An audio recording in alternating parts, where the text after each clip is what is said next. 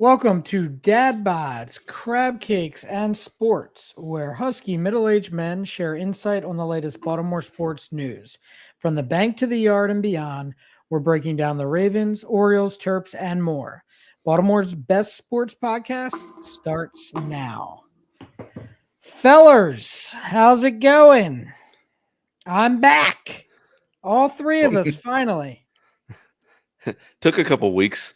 I told Mike on Sunday when you weren't here that me and Wilson got picked up by the Coast Guard, and then we didn't get lost at sea for too long.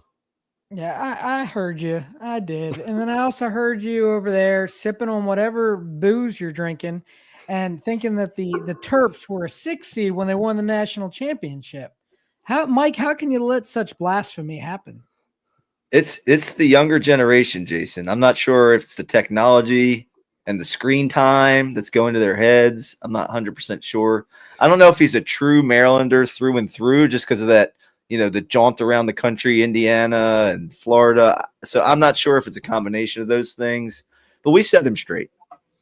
Yeah, It no was kidding. it was I got switched because I was living in Indiana, and they talk about the Hoosiers being the 6th seed, and I got a little bit confused because all I heard was crap, crap, crap, crap until we won the game, and then they all told me to be quiet the next day.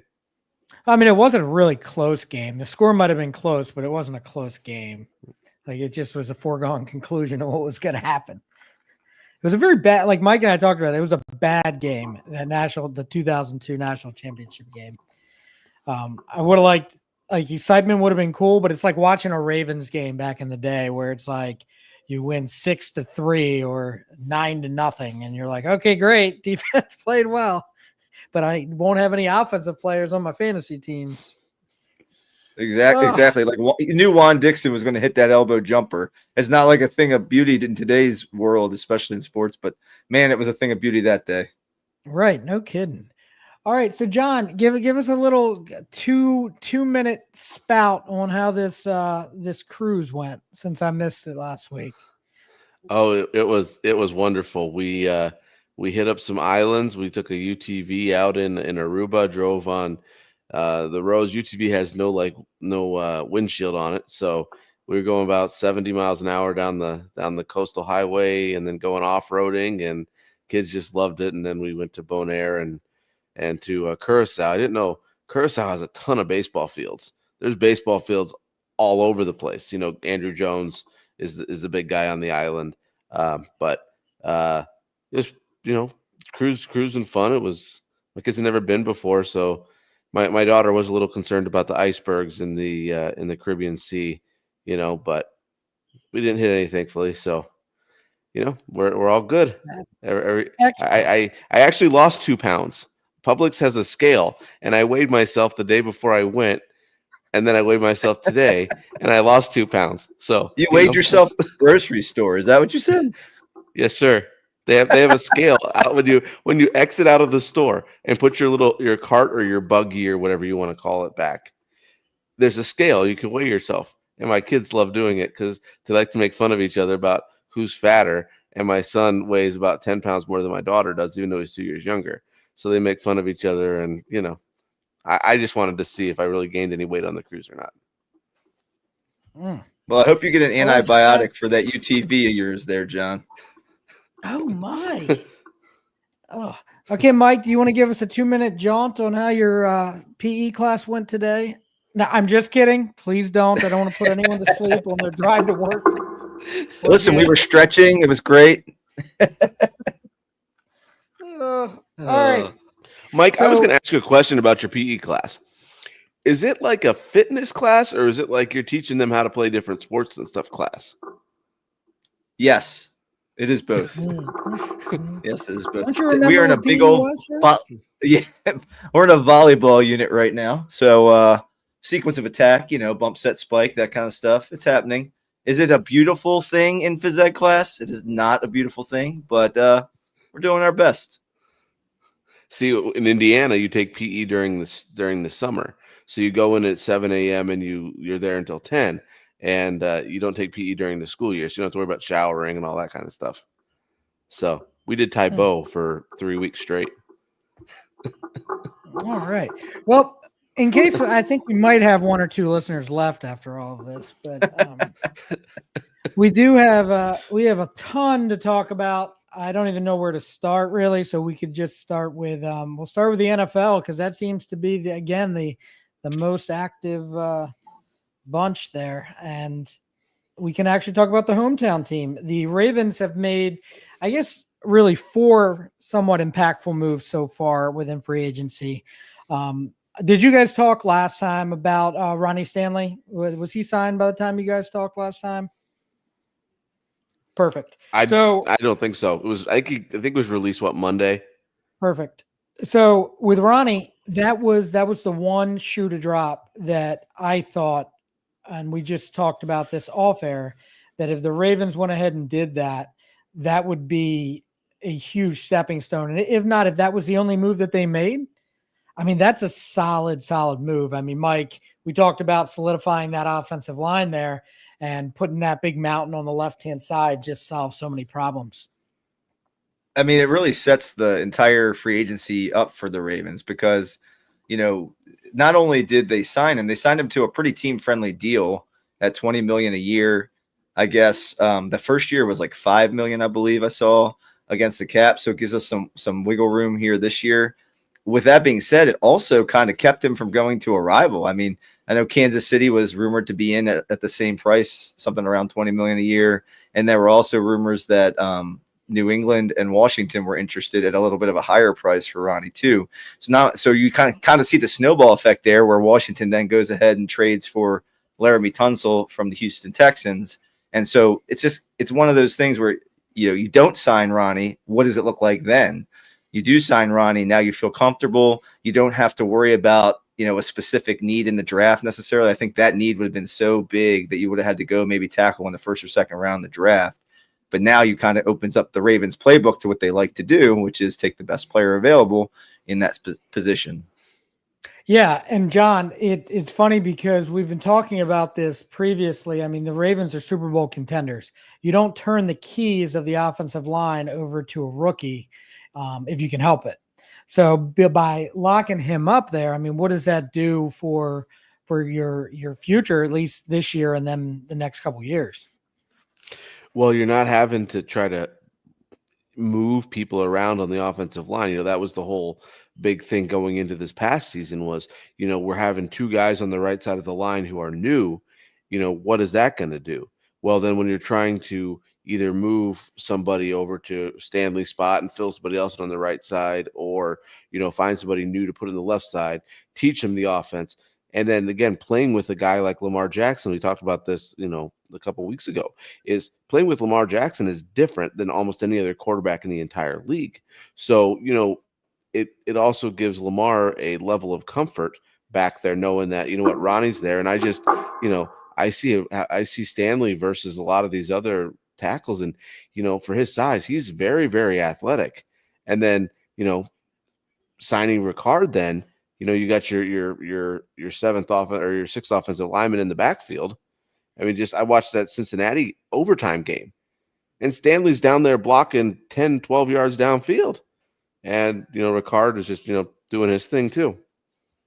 Yeah, and what he's referring to is obviously Patrick Ricard was also signed by the Ravens, which is one of those not so sexy to the NFL, but to the Ravens, I mean, a huge part of their success in the run game, then also in the passing game as well with blocking, then can also catch a little bit. I know Derrick Henry and Lamar have nothing but good things to say about him. I mean, by signing something like that, Mike, you don't see a lot of teams in the NFL utilizing that fullback. I mean, the Ravens certainly do. So again, that's why I kind of went towards the not so sexy move on that one. No, I think it's definitely not a sexy move, but not a lot of teams have Lamar Jackson either. So the offense that the Ravens run is so different than what you see around the league. It involves different types of players, and to have a blocker of the caliber of Patrick Ricard that can come out of the backfield and just plow holes for either Lamar or Derrick Henry is something the Ravens need in their offense. It's not a luxury necessarily like it would be for a different type of NFL team. And they like to get him on the field in creative ways. They like to get the tight ends on the field. They like big bodies in front of these guys. and creating space for these shifty guys in the backfield, Lamar and Keaton Mitchell and Justice Hill. They can get, left and right. They got a little wiggle, and then, just Derek hitting you downhill, having that gap, and that's why you have the fullback position. That's why you have the tight end blocking position, so that you can utilize those guys to create holes. And most offenses don't even need a fullback anymore in the NFL. They go 3 wide receiver, 4 wide receiver sets. They're using multiple tight ends. The Ravens are just a different animal in offense. And for us, it's an important position. Absolutely. And it's funny because the next 2 moves that they made, to me, they go hand in hand because they're the same position, but also it's like the first one, DeAndre Hopkins, by the Ravens going out and getting him. I know a lot of Ravens fans probably are clamoring for that. We're really excited for him. I suggest to the Ravens fans to maybe pump the brakes a little bit, because you're not getting Hall of Fame Houston Texans DeAndre Hopkins. You're getting almost 33-year-old DeAndre Hopkins, which is better, by the way, than a good portion of the wide receivers in the NFL. But by bringing in DeAndre Hopkins and then re-signing Tylan Wallace, we're talking about what that does to our special teams and our receivers. Mike, what do you think do you think that is enough right now for the wide receiver group with those 2 guys? And what do you think bringing them in does for this team? No, that's a good question. I think if it was over today, I think we would be okay with those guys, honestly. I think if you're looking at DeAndre Hopkins, a couple years ago, and you're trying to bring in a number 1 receiver, I mean, he's now on the tail end of his career. I'm not sure that's great. Or if you sign him, like we did Odell Beckham Jr. a couple years ago, you sign him for 1 year, $15 million.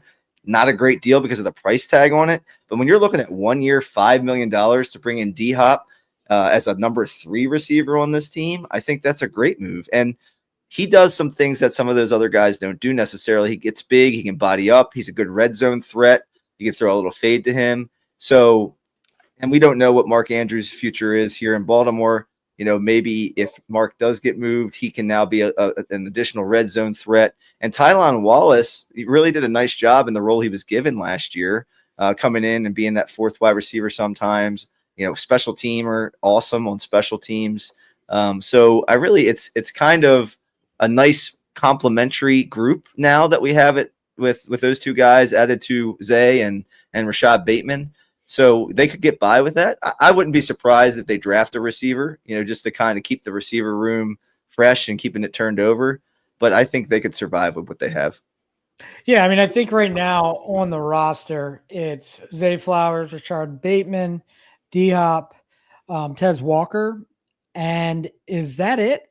Besides some of the – so I think I might be missing somebody, but being able to go out and probably – so it should be also – did I say Tylan Wallace? So no, you didn't in the last thing, yeah. Okay. So having those guys, I mean, 6 is the magic number, I think, for receivers. So, John, I mean, do you think that's a free agency move, or I mean, is that a draft decision there? I really think they're just going to go into the draft. They signed Malik Cunningham to a futures contract. And I think they'll probably just stick him on the practice squad. But I read some things that he's really, he came in the league as a quarterback, and he's at wide receiver now. So but when you got guys like, I just was reading on the Ravens app, they were talking about, how the Ravens are in a 12 formation, which 12 formation is, with the 2 tight ends, add with a D-Hop there, maybe they go play some more 11.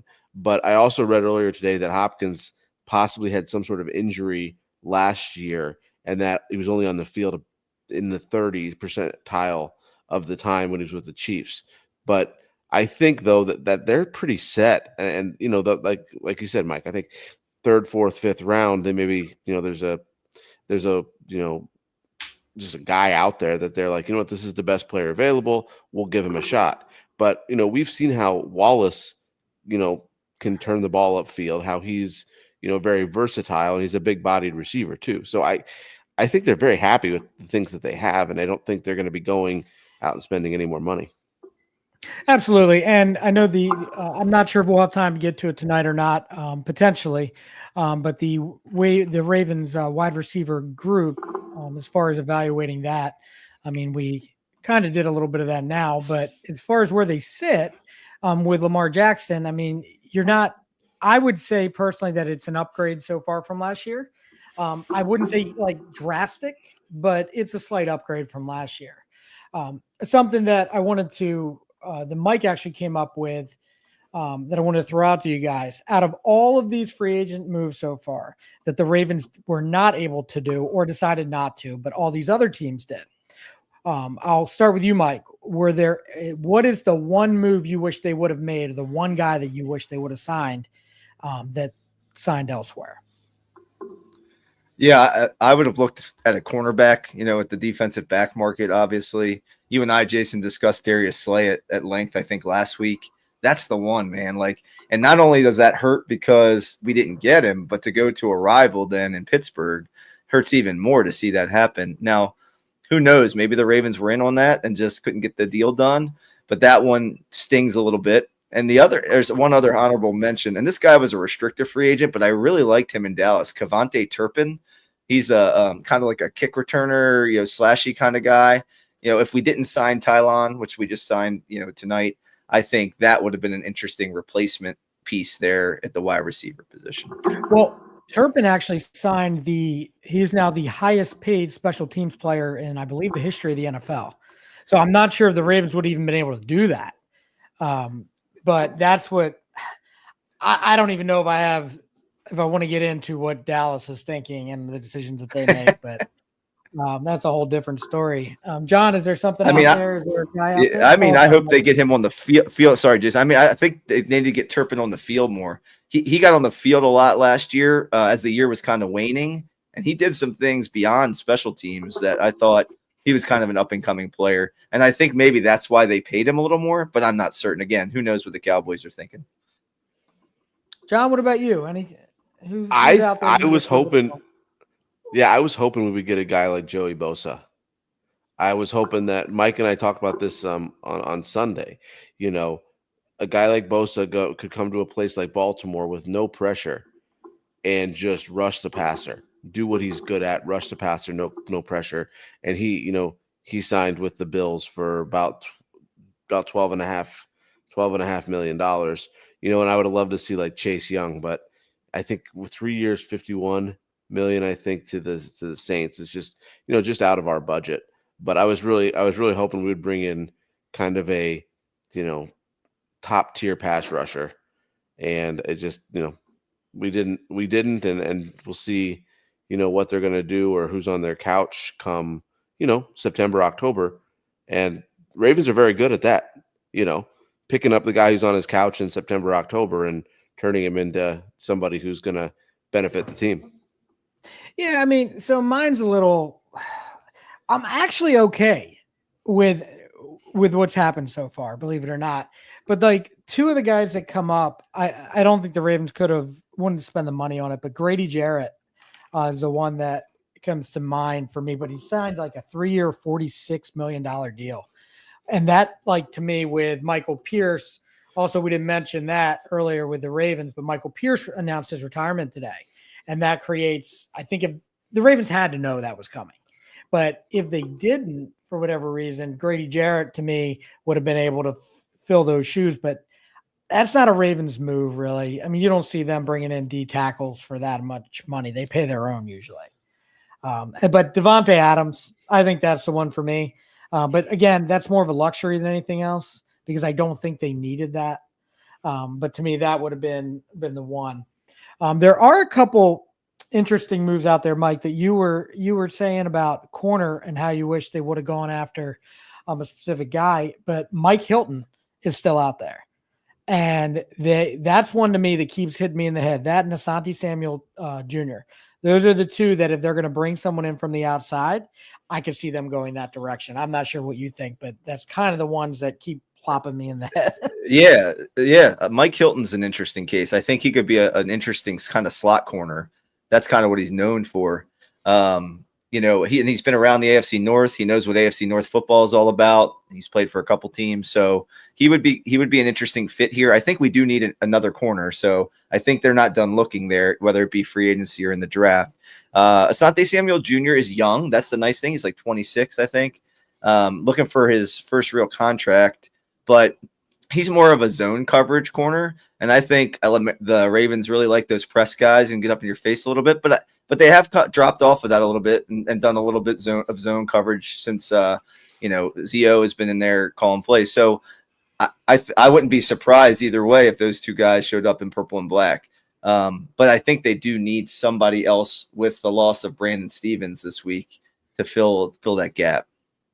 Oh, I agree with you 100%. I do think they'll address it. Again, we've talked from day one of starting this podcast that they'll most likely draft at least one corner. And last week I predicted Darius Slay. That clearly didn't work out, but I do think they'll take at least one or two corners there. John, is there anything you wanted to add on this specifically? Well, I'm just looking at, what they have, the 11 draft picks. We just found out they got 4 comp picks. That's very good to pick up.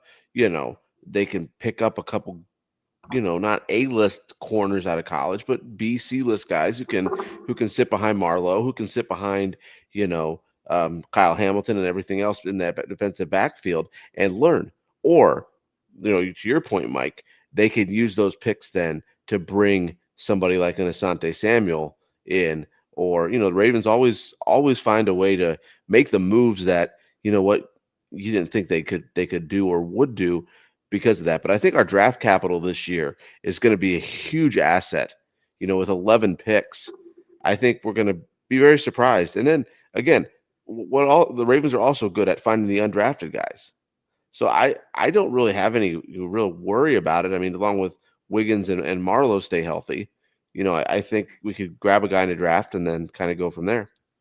And another interesting guy too is Stephon Gilmore. I think is still, unless I missed something tonight, is still available. And with that, he's kind of on the older side. That seems more like a Ravens move to me, just to kind of have a veteran presence in the cornerback room. I'm just saying I wouldn't be surprised if we see something on the older side like that. Yeah, what's always interesting to me is you see there's certain teams that when they sign guys that might have had like a down year or two, or you might not think a whole lot of, but then you look at the team, whether it's like the Eagles, the Ravens, or a team like the Chiefs, somebody like that, and all of a sudden you perk up because now, oh, okay, what do they know that everybody else missed? Well, I mean, 2 of those teams just won Super Bowls within the last couple of years, right? So to me, it's to watch something like that. And I think like Buffalo and Washington, those teams want to get to that level. And I bring those 2 teams up because they did a ton so far in free agency, but not even necessarily free agency, but keeping their own guys too. Like the big extension, the first thing was a giant extension for Josh Allen. I mean, they solved the problem that was going to come up. I believe he didn't even need a contract for another couple of years, but they did it right away, and they were able to free up a lot of room that way. So they took care of business there, and then also by re-signing Greg Rousseau, and to a huge contract. So, Mike, I don't know. I mean, does that just by retaining that? I'm not sure it puts them in like the front of the line, but it also, it allows them to do more in the draft by bringing up their own guys. Yeah, I feel like that's kind of their Ronnie Stanley move, right? So it's locking up what you got so that you can go forward. And I believe they signed Nick Bosa that's where he went. So, and they got Von Miller. I'm sorry, wrong Bosa. Joey Bosa. So in that, they got rid of Von Miller. They let him go. He's on the older side, right? So I feel like they that might be a push. I don't know. Maybe he has more gas left in the tank. That they see that. I don't see that he has that much more gas left in the tank, but I don't think they got a ton better there. But Rousseau is the younger guy, right? You lock him up. Josh Allen, what you do there is that money is only going to be more and more expensive as you wait and wait and wait and wait. so that they are able to kind of manage their cap more effectively, knowing what he's going to make and down the road, whether they need to do an extension at a certain point in time. So it kind of gives them that flexibility. It shows good faith because you just won the NFL MVP. So it tells other players who want to come to Buffalo, hey, look, we're taking care of our guys. So there's a couple things that happen when Buffalo does that. Yeah, I mean, and they also, I mean, not to forget these guys, but they also signed Khalil Shakir to a 4-year, $60 million extension. Terrell Bernard to a 4-year, $50 million extension. They brought back Ty Johnson, and they just signed DeMar Hamlin again for another year. So they really are taking care of their own. And also, John, not to forget, they signed Josh Palmer away from from LA, from the Chargers. So for that, I mean, that could have been one of the under the radar moves for me. There's one other one I'm going to talk about a little bit later, but Josh Palmer for a 3-year, $36 million contract. I mean, it's not very much for a receiver, John. So what do you think that does for that core for them? Well, we talked about this last week on Sunday. It's salary cap's only going to keep growing. So I think that them getting, Josh Palmer at a, for a experienced receiver who's only 25, at that rate is pretty good. And, locking up Josh Allen now so that when the salary cap's over 300 million by the time he's, in his later years of his contract, and it's not eating up a huge percentage, they can keep kind of surrounding him with these players. But, though, like I just said, though, Josh Palmer's only 25. So, that's still a fairly young receiver. I believe he's been in the league about 3 years, so, Buffalo's here to stay. I think I could see this being, a Buffalo Ravens AFC championship game, for the next, several years. And obviously, the Chiefs are going to do their thing and keep bringing their guys in. But, it's off season. We can all play armchair quarterback up until the first game and see how it actually works on the field. Yeah, and then flipping the conference, the other team I was referring to were the Washington Commanders. They didn't do a whole lot, but the things that they did to me were identifying exactly what they needed and going ahead and getting it. Going ahead and trading for Deebo Samuel and also trading for Laramie Tunsil.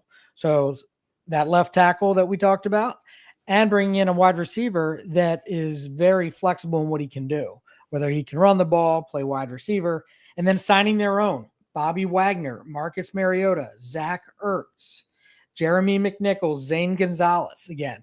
Now, those are little smaller moves, but the familiarity that they have with them now, Mike, and being able to take care of them, and they were in the NFC Championship. So what do you think as far as what they did, and what else would they need to do to really push themselves over that?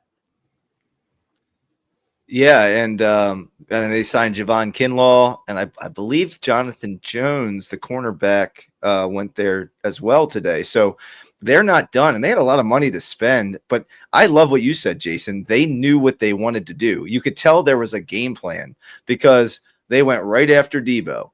They knew exactly what they wanted to do. They wanted Ronnie Stanley. You could tell that, right? But they couldn't get him. But they knew they were going to get a left tackle that was going to protect for the foreseeable future Jaden Daniels, so they didn't have to worry about an injury to their young quarterback, and they shored that up, right? And so then they followed the Ravens and the Bills model of locking up some of their players that were theirs, that were part of the core of the team that learned how to win together, and they kept those guys together moving forward. So I like what Washington did, and I wouldn't be surprised if they are back deep in the NFC playoffs again next year with what they've done. And I'm impressed. I really am impressed with Washington because they've been misrun for so long, and to see them with a plan of attack is kind of refreshing. Absolutely. John, did you want to add anything to that?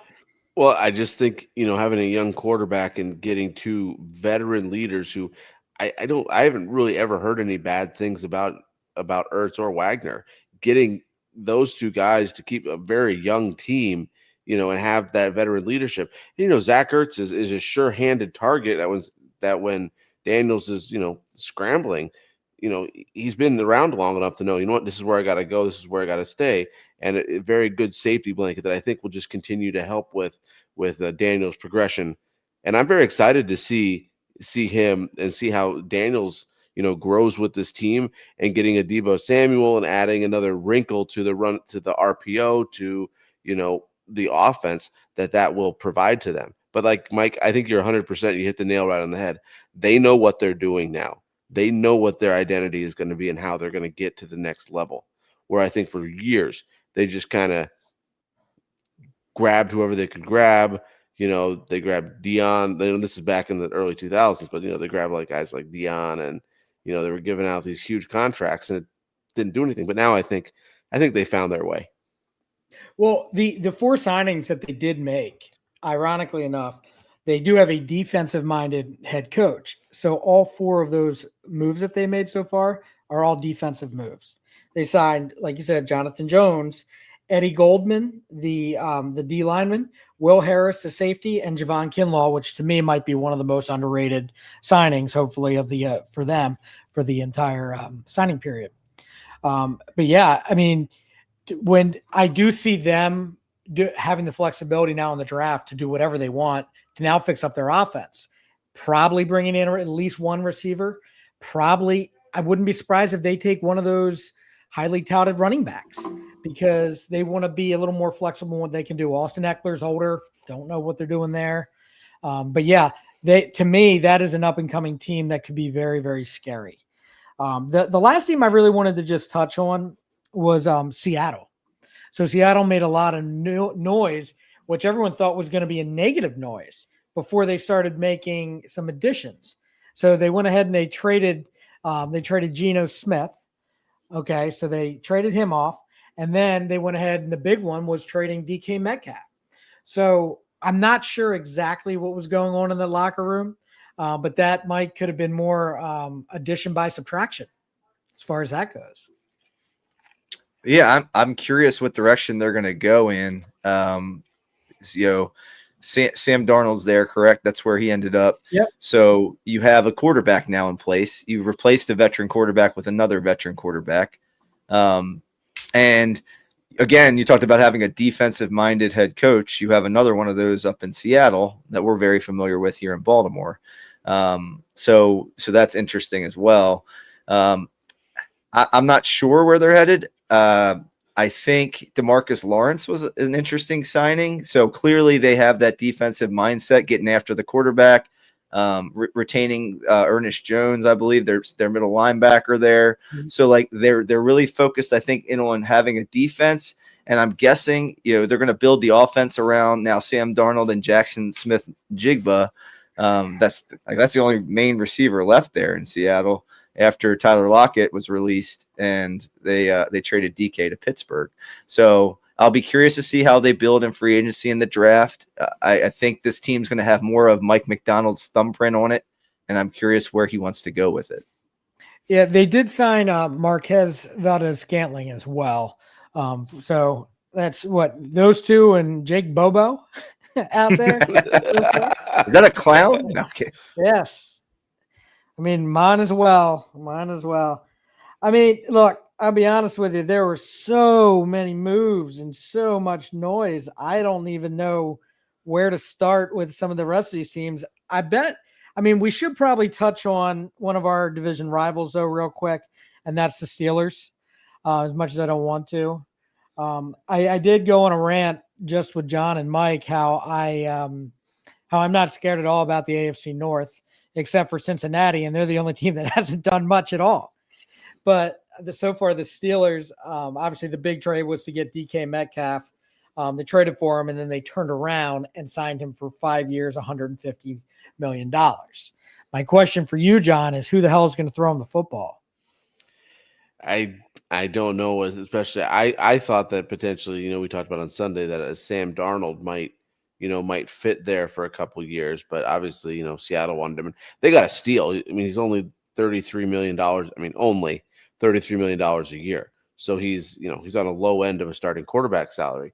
But I don't know. I've read a whole bunch of different stuff, seen stuff on Twitter. I mean, it's kind of just a crapshoot now as to what they're going to do, because I saw, Russell Wilson was visiting the Browns, Browns who just finally have a Super Bowl winning quarterback on their roster, um, in trading for Kenny Pickett. But I don't know. It's going to be very interesting to see, do they sign Aaron Rodgers for a year or two and try to, win with him in his, early 40s, or are they going to, try to bring Russ back, or, I haven't seen any real, I don't know, concrete evidence as to which way they're going. Because this isn't a quarterback rich draft. We talked about this on Sunday, Mike, it's not a quarterback rich draft where you're going to find, 2017 draft where you had, 6 quarterbacks taken in the first round, and all but one of them have basically started and cemented themselves in an NFL locker room. Yeah, I mean, Mike, what are they going to do? Are they going to bring back Big Ben or Terry Bradshaw? Like, who's going to throw the football? Well, I mean, the other thing is, man, who wants to be the quarterback throwing to crazy DK Metcalf and George Pickens, who's like a time bomb waiting to explode? But I don't know that I want to sign up for that. I mean, they have talent, that's for sure. You cannot deny that the two receivers there have talent, and they're young. They're really set for the future now that they have those two guys in the locker room. But I would kick the tires on Kirk Cousins. I mean, if it were me, I think he might still have a little juice left in the tank. He might be a calming presence for those guys. He's played with good receivers before. He throws a good ball. I know he's kind of fallen off in recent years in Atlanta. He had a tough year last year, but he does have the track record. So he might be a guy I would kick the tires on. And then, like you said, John, I know they talked about bringing Russ back. I don't know that that's the answer. And they talked about Aaron Rodgers, and I can't even imagine adding Aaron Rodgers to George Pickens and DK Metcalf. That thing is waiting to explode in Pittsburgh. So I'm curious to what your thoughts are, Jason. Oh, bring them on. Bring them on. I want all of it. I want all the noise. I want all the drama. I hope Pittsburgh explodes with it. It'd be terrific. Well, and Najee just signed with the Chargers. Right. So they don't have a running back there either. But I just read that the Falcons are going to end up having to pay a $16 million roster bonus to Cousins come the 15th of this month.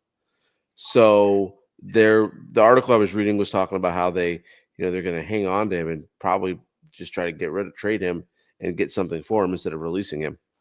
Honestly, I think that's the move, though. I do think, and it's probably going to be like the worst kept secret in football, that's who they're probably targeting. I did hear that he was injured and kind of kept it to himself and the coaching staff early in the year. I mean, later in the year. Early in the year, he was killing it, put up some really big numbers, and then something happened. And I do think that an injury is what kind of slowed him down.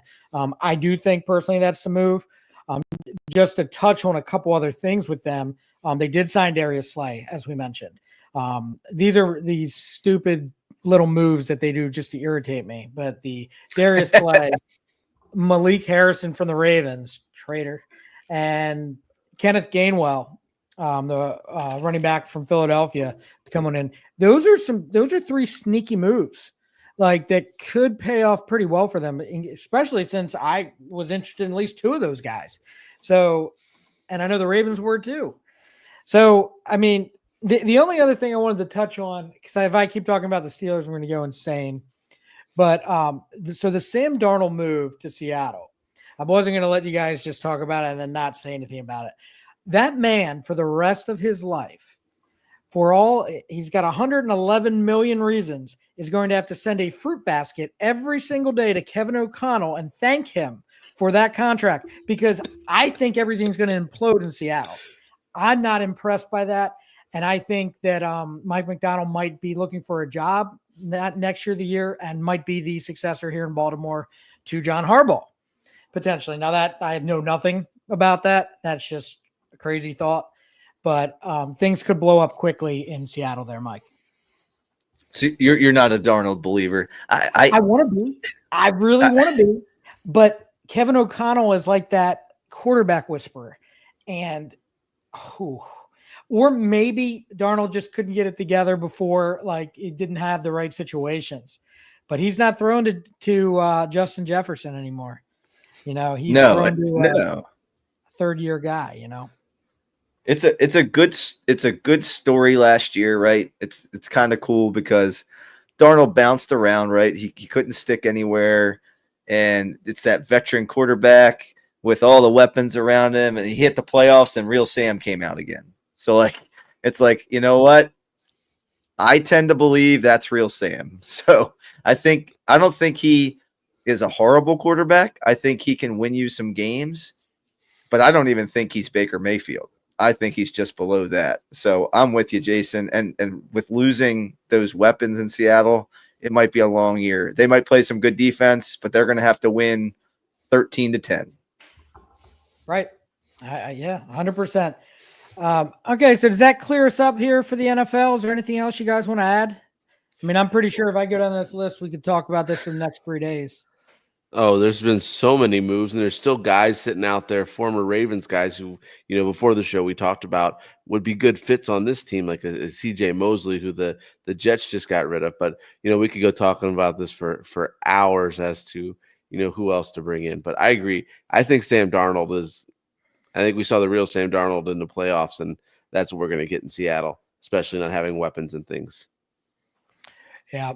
Well, switching over to Major League Baseball, I know you guys touched on all the pitching injuries going on. We did get confirmation that Yankees pitcher Garrett Cole is getting Tommy John surgery.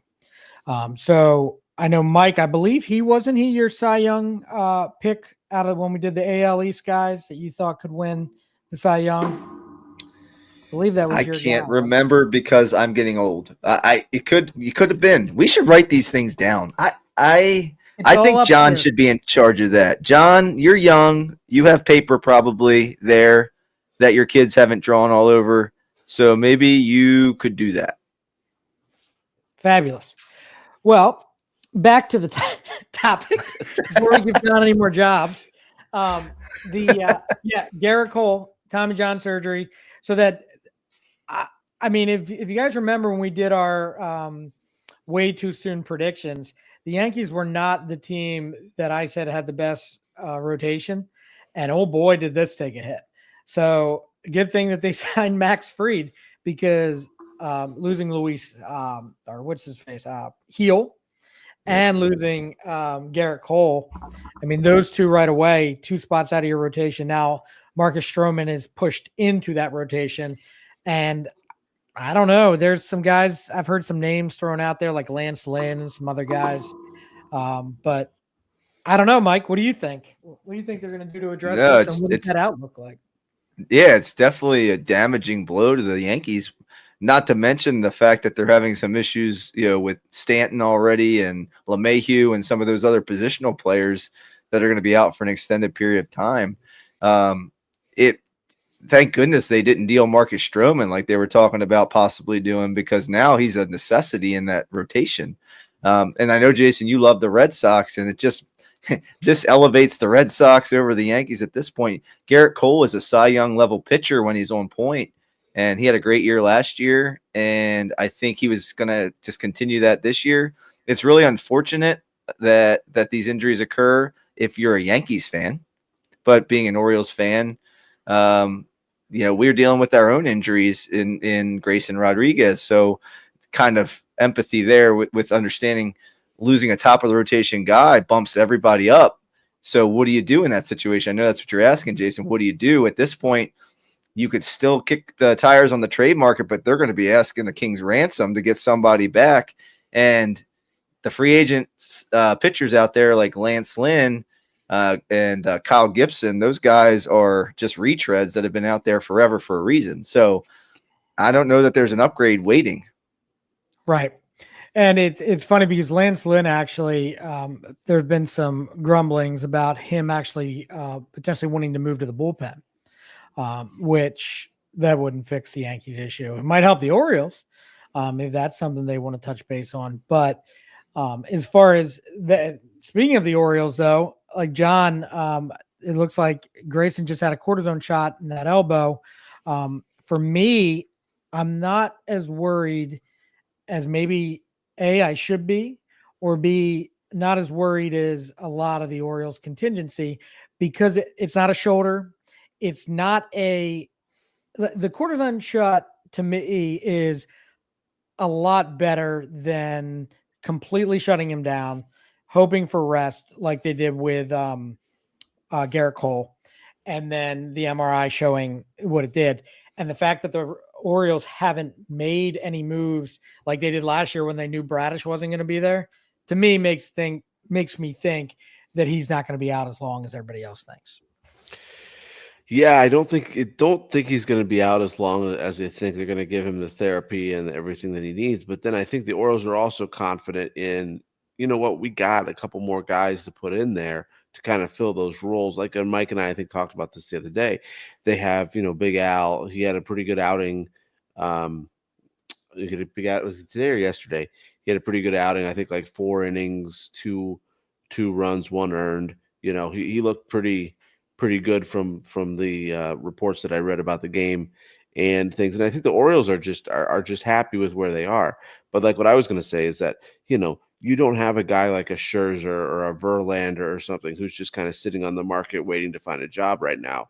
And I think that the Yankees are just going to kind of run into those sort of problems. Is they don't have the ability to grab an experienced veteran for a few months until they can figure something out. They don't have enough depth in the farm system, and I don't know the farm system well enough to speak to that, but as what I've read is it's not deep enough in terms of starting pitching to fill that void. Where I think the Orioles, are okay with Grayson down for a couple weeks because I think they feel like they have enough guys to cover that until he's back healthy. Mike, what do you think? Sky falling? Well, I mean, if it's the difference between a couple weeks and a couple months, right? Because I think you can cover for Grayson for a couple weeks. Like you said, Jason, the cortisone shot, they talk about whenever they talk about elbows scares me, but he said it's more triceps. And usually when they're talking about Tommy John, they talk about like that platelet-rich plasma, PRP injection that they usually do to increase blood flow in that area and kind of stuff. So they're not talking about those types of things. So maybe you're right. Maybe it's something that I'm over worried about, but I always get concerned with the elbow. I'm hoping, Grayson can get back into action here within the first month of the season. If that's the case, my question for you two gentlemen is, who replaces Grayson in the starting rotation? Is it Cade Povich or is it Big Al? And there's a lot of factors really that go into that decision. Maybe Jason, you could talk a little bit about your thoughts. Absolutely. So I think they both make the roster at this point. If depending on, it might be, what are they saying, 3 or 4 starts. If that's going to be the case, I think you let Povich take over that role and you stick Big Al in the bullpen because Povich never came out of the bullpen. Why break that up? He's killing it in spring. He's come out pretty hot. I would let him, if that's what they're going to do, if they're not going to make a move, then go ahead and let him take the back end of the rotation, put Suarez in the bullpen for a longer type relief guy because you might need it if any of these guys struggle. But I believe the back end of the bullpen is like combined age of like 714 between the two guys. So it's, you never know what's going to happen. John, what are your thoughts?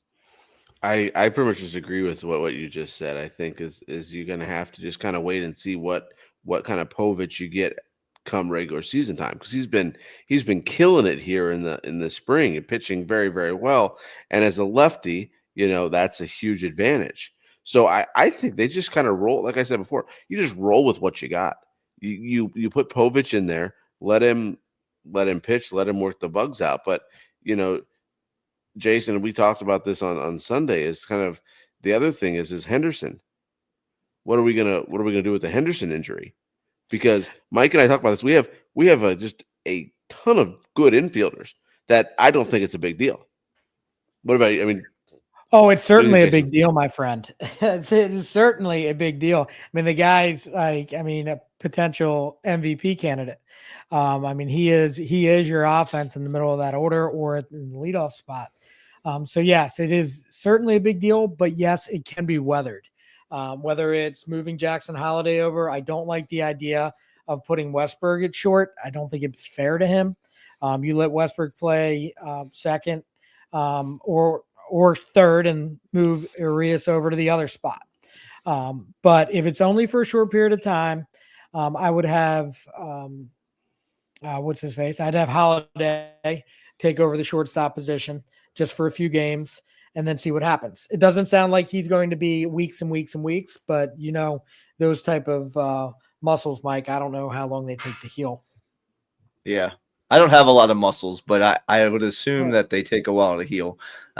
I think you're right, Jason. And I know that Jackson's been taking some reps over at shortstop, but I wouldn't like that for a prolonged period of time. I'd like that for a short period of time. I'd like him to get adjusted at second base. And Soto and Vasquez have both done a decent job in spring training. So if it ends up being maybe 3 weeks to a month or more, I think you might see one of those guys up. And Mateo, they said, is starting to work out and do some baseball activities. So it is possible, maybe not for opening day, but maybe in mid-April, to get Mateo back. And I like his defense there at shortstop, so he could fill the gap if needed for a time. Absolutely. And it's sneaking up on us. I mean, only a couple more weeks spring training left. But I mean, I think those guys need every bit of that time to heal and hopefully be able to help us out this year. So that brings us to our Terps talk. The Big Ten tournament is underway. So there were 2 games today, and it looks like Iowa won their game against Ohio State. So Ohio State got knocked out of the Big Ten tournament. So Illinois and Iowa play. The winner will play Maryland. The other game going on right now is Rutgers and USC. Rutgers is winning by a basket, I think, with just 20-some seconds left. So, I mean, what do you guys think? I mean, how do you feel? Like Illinois and Iowa don't really scare me to get started. So, I mean, they should be able to make it Saturday without any trouble, but I don't want to speak too soon, Mike.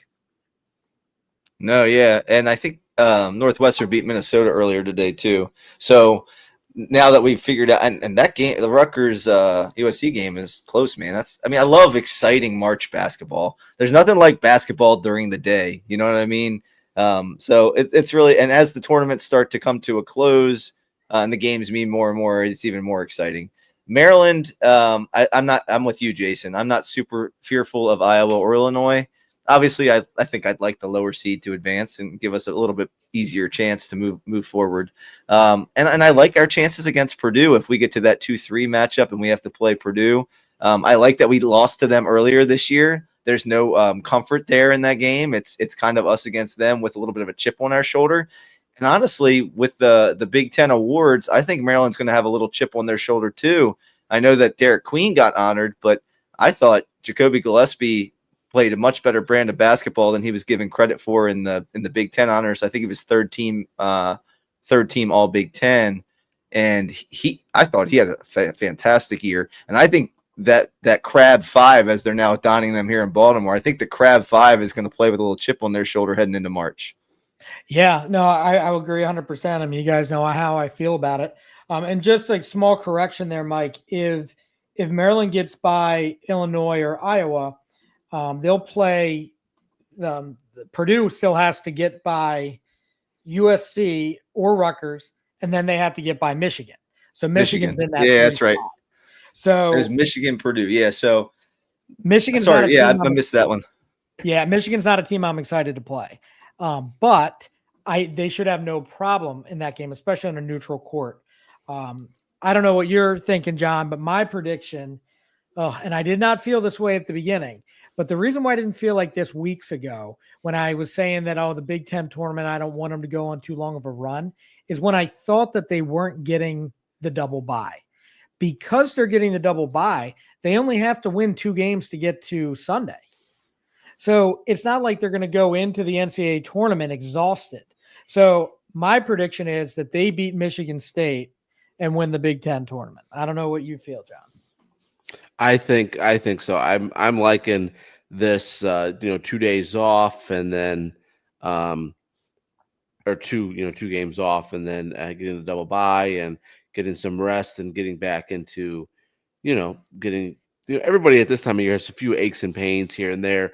Getting a few more days of rest will really help with that.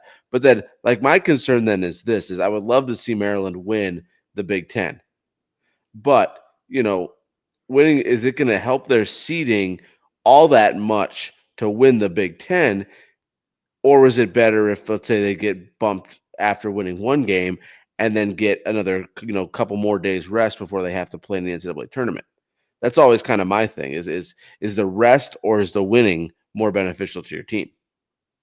Yeah. I mean, Mike, how far do you think they can go in this tournament? And if they do win the tournament, how high of a seed do you think they get in the NCAA tournament? Well, I definitely think they have a good shot. They're going to win at least one game is my prediction, minimum. And I think if they win that one game and they at least show well in a close game, maybe they lose to Michigan, like you're saying, then I think they stay at the spot where they're at. They're staying at like a 4.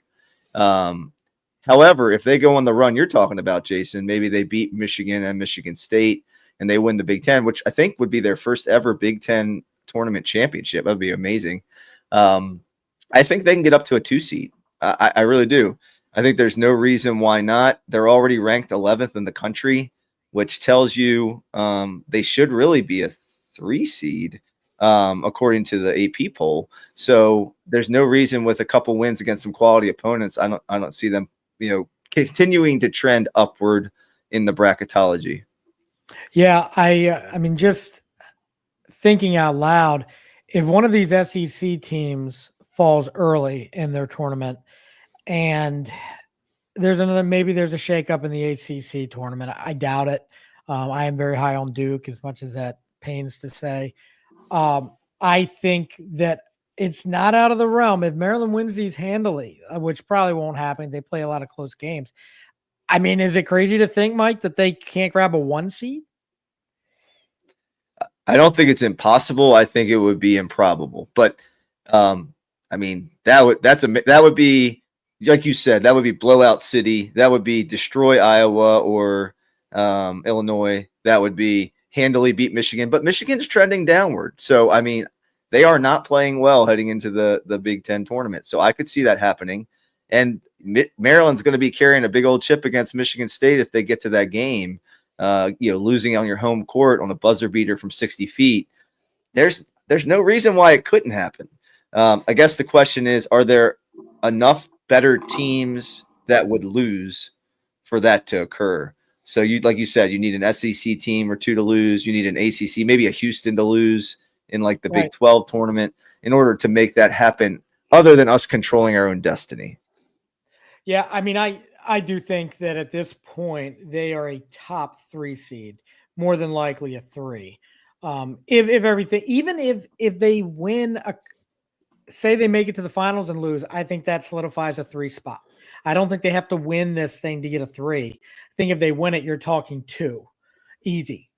Because it's once they do the rankings and the poll and everything like that. I mean, and you think about it, theoretically, they're a top 7 team after that, just about.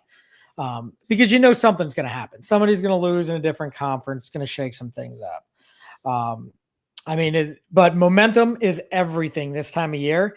And I'm telling you, them getting hot and winning that tournament puts them in a great position. They are right now plus 900 to, if you want to put a couple shekels down, they're plus 900 to make it to the Final Four, according to the Hard Rock app on my telephone. So you can bet your britches Daddy's putting a couple dollars down that the Terps make it to the Final Four. And we'll see how that goes. Probably regret that decision. Just to kind of finish up with the Terps here. They did take home some hardware this week in the Big Ten Awards. As you mentioned, Mike, Derek Queen was the Big Ten Freshman of the Year. Now he has his sights set on National Freshman of the Year. I'm not sure how that's going to play out. And then also first team All Big Ten, Jacoby Gillespie, third team All Big Ten. And Mike, I agree with you. I believe he should have been higher, at least second team, possibly first. And then Juju Reese, honorable mention. And then Selton Miguel was a sportsmanship award winner in the Big Ten. So yeah, I mean, a lot of representation there in the Big Ten, and that's going to happen when you win games like that, Mike.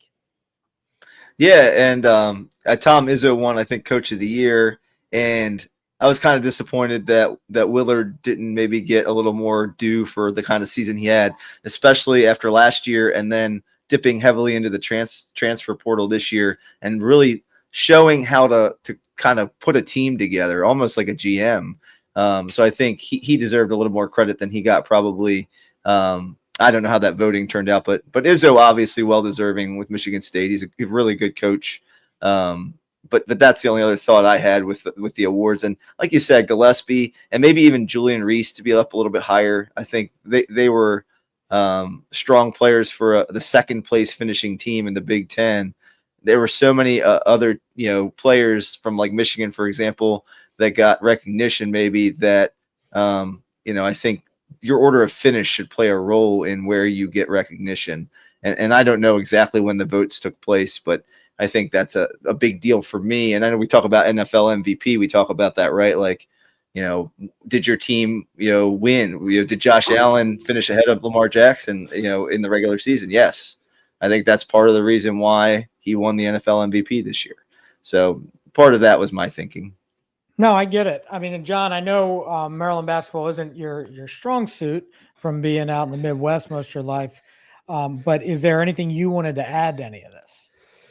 No, not particularly. I just read. I'm a big reader. I know you guys are a lot more into the audio things than I am. I prefer to read articles, but I just read, and I kind of agree with Mike's take that we kind of got gypped on some of these awards and things that we should have got. But again, it's the team that wins, and that's how most of these awards shows and awards things go. So I would put my money on it though, Jason. If I had any money, I go meet you at the Tampa Hard Rock, and we can go watch and bet on some basketball. Yeah, I mean, see, the only downside or the tough part about this is you don't know who they're going to draw. So right now might be your best odds, though. Like if they do win the Big Ten tournament, you're not getting them at plus 900 anymore. So being able to put that down, a couple bucks down on it. I mean, I think like $30 wins $300 ish. So it's like, it might be worth it. It's whatever. But I do. I mean, I've been with them ever since. My prediction is that they would make a deep run into the NCAA tournament. And the more that I've watched them, it is just, Mike and I talk about it every week. They can just win in so many different ways. And it's a different team. They're very high IQ. They're very well coached. It's like they have a chip on their shoulder from the coach down. Again, it reminds me of Gary Williams so much. It really does. And it's so much fun to watch. So I'm a huge homer, and I will be cheering for the Terps.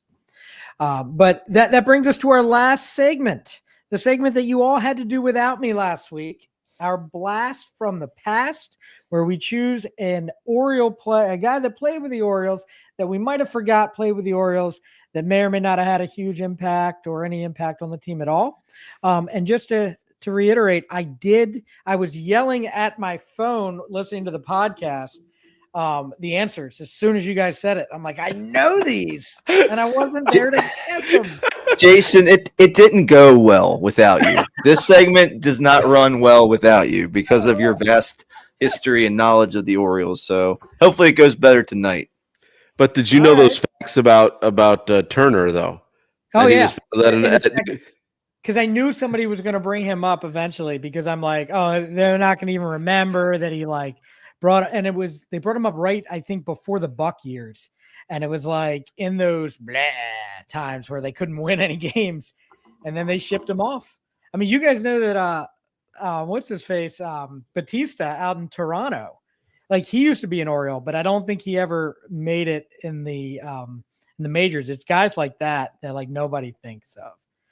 But I will go last. So if you guys want to go, Mike, you want to kick it off? Sure, absolutely. I was playing rock paper scissors on video with John, but I'll take it. Okay. I would have won anyway. I was going to win anyway, John. All right, so here we go. This is going to be a tough one, I think, but I don't know, Jason. You're hard to stump. This Oriole played for 12 teams in their major league career, and they wandered onto the O's in 1988. And this 12 teams was an MLB record until it was broken in 2012 by Octavio Dotel and later Edwin Jackson. Then he had a 1-6 record with a 5.43 ERA in that 1 year in 1988 with the Orioles. And he is one of 23 pitchers to pitch in 4 different decades. He started pitching in 1979 and finished in 2002. Lastly, in 1991, he was an NL All-Star with the Dodgers, and he won a World Series in 2001 with the Arizona Diamondbacks, pitching in 3 of those World Series games. Mike Montgomery.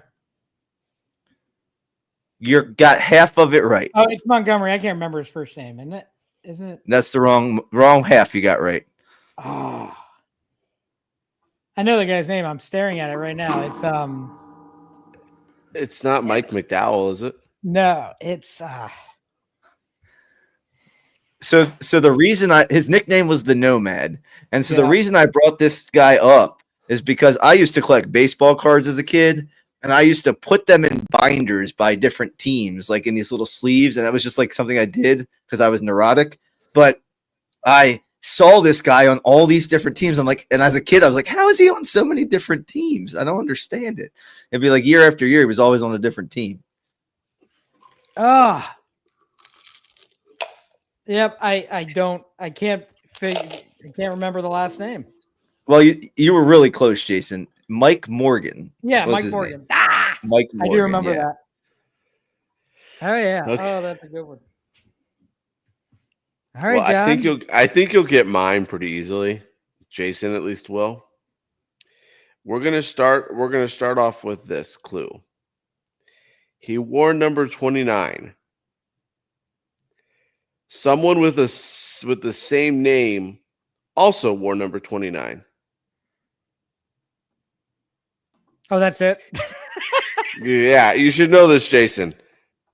Oh, I don't follow numbers. He played in the majors from 99 to 2005. He played for the Chi Sox, Orioles, A's, and Rays. 273 hitter, 45 home runs, 276 runs batted in. He's now well known for a different career path. Oh, you had some vague ones. You're too good, Jason. I'm not giving you the ones that you would get right away, man. Oh man, numbers. Oh, I don't do numbers. Say the teams one more time, John. He was drafted and played for the Chi Sox, the O's, A's, and Rays. And what was his He number was- 29? Yes. And what did you 29. say about his last name? Another Orioles player wore the same number and it had the same name. Oh boy. Give me one more clue. And he's an ordained minister. I don't know. Went to the Did you name years? You didn't name any years, did you? Yes, I did. Yeah, I did. 99 to 05. Got it. He Sorry. was in the league from 99 to 05. He played for the O's in 2002. Went to the University of Nevada. Do you have a position? Outfield. Batted left through left. Oh man. He failed a physical. He signed with the Pirates in 04 and he failed a physical exam because of a pre-existing ear infection. Oh man. Wikipedia gives you some great stuff, man. This should be easy. He's very famous in a different career than playing. Well, you're gonna have to tell us what career because we're struggling. He's in the broadcast booth. That doesn't help. He's on ESPN. And he played for the Orioles in 2002. Just 2002, yes. I don't know, John. Yeah, man. Man, I thought you guys would get this one. Chris Hold on. Singleton. Chris Singleton. I remember Chris Singleton. Ken Singleton was a Orioles in the 70s. He was on those teams with Palmer and McNally and all those guys. Right. And then Chris wore 29 because Ken wore 29, but they're no relation. That makes no sense why he would do that. All right. I was struggling on the same name thing. I thought it was the same exact I was focusing name. on the wrong parts. Yeah. That's all right, John. That was a good one. I remember Chris Singleton. He was a little bit twiggy, I think, back in the day. Yeah, he's 6'4", 210. But yeah, I found that interesting. He got cut because of an ear infection. All right, I got one for you. This relief pitcher played in the majors for 16 seasons with the Tigers, Angels, Brewers, Mets, and Orioles. Jesse Orosco. No, and now your guess is over with. You were done. All right. And may God have mercy on your soul. Okay. 0 points. All right. He has 427 career saves. He is 6th all time in saves. More than likely a future Hall of Famer. Obviously, that's just my opinion. He was traded to the Orioles mid-season in 2013. Oh, I know who it is. Mike, can I have your guess? No. Yeah. If you know it, guess it, man. Dirty bastard. Say the teams again. No, I'm just kidding. Tigers, Angels, Brewers, Mets, and Orioles. It's K-Rod. It is K-Rod. Yeah, because when he's with the Mets. Bonus points. Yes. Bonus points. He's 6th all time in saves. Name the 5 guys in front of him in order. You have, let's see, is Jansen in front of Kimbrel? Is Kimbrel in front of Jansen? It's either Jansen, Kimbrel, Smith, the little fella from San Diego, Smith Hoffman, and Rivera. Or it's Kimbrel, Jansen, Smith, Hoffman, Rivera. Start from number 1 and go down. Okay, so it's Rivera. It's Rivera, Hoffman, Smith, and then either Jansen or Kimbrel. Final answer is what? Jansen is 4th, Kimbrel is 5th. Correct.